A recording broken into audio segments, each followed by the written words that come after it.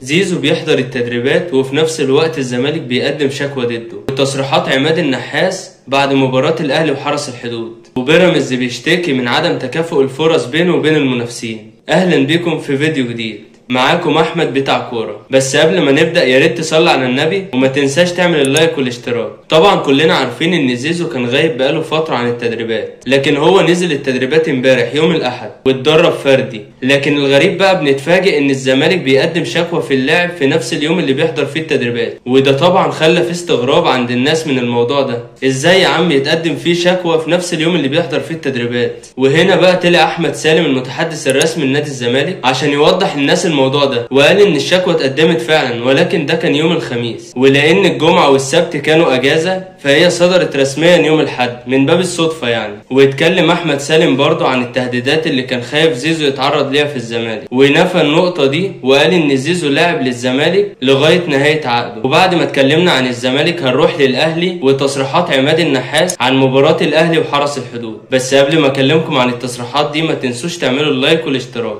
ومن ضمن تصريحات عماد النحاس قال ان احنا كنا محتاجين الانتصار دوت عشان يمنحنا الثقة بشكل كبير، وقال ان نتائج المنافسين هتساعدهم في اكتساب الثقة في المباريات الجاية. وبرضه وضح الكابتن عماد النحاس ان امام عاشور كان متأثر بسبب ضياع الاهداف منه، وكان نفسه يشارك في ال5 اهداف اللي جم. وكمان قالوا ان هم ضافوا محمد نجيب للجهاز الفني، وده عشان يساعد اللاعبين لحل مشاكلهم الدفاعية. وتفتكر محمد نجيب هيضيف للجهاز في الفترة المؤقتة اللي هم موجودين فيها لحد ما يجي المدرب الجديد؟ برضه ممكن تقولي في التعليقات. تعالوا بقى معايا لنقطة تانية، هنتكلم عن بيراميدز. بيراميدز بقى بيشتكي من عدم تكافؤ الفرص، والمدير الرياضي لبيراميدز هو معتصم سالم بيشتكي من غياب العدالة في المباريات، لان بيراميدز لعبت على استاد الماكس، وده من وجهة نظر معتصم سالم ان الاستاد كان غير مؤهل للعب المباراة، وده كان السبب في خسارة بيراميدز. ولكن بقى المنافسين بيلعبوا على استاد برج العرب، وده كان من وجهة نظره ان ده ملعب كويس ومؤهل للمباراة، وده طبعا بيساعد المنافسين ان هم يلعبوا بشكل كويس. وهنا بقى نكون وصلنا لاخر الفيديو، واشوفكم في فيديوهات جديدة عن الكورة. بس ما تنساش تعمل اللايك والاشتراك. سلام عليكم.